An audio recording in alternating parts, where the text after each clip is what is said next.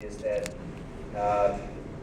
she would prefer an additional level of safeguard where she could have access to information and make her own independent judgment. Is there any reason under our underlying resolution that the opportunity to obtain a higher level of security could not be extended to any other member of the council who sought it?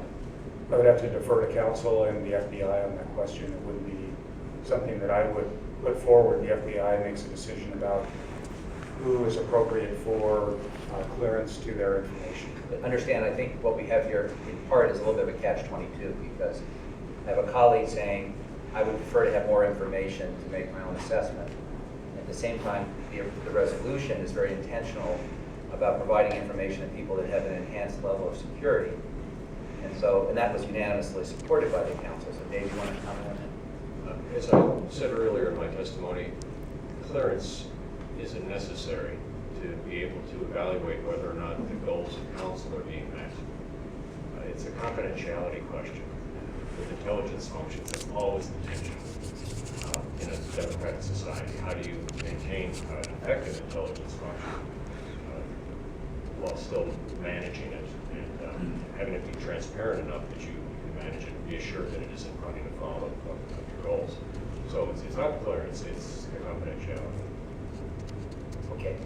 Dave, you're in the city attorney's office. What level of security clearance do you have? I have none. But you're bound by confidentiality.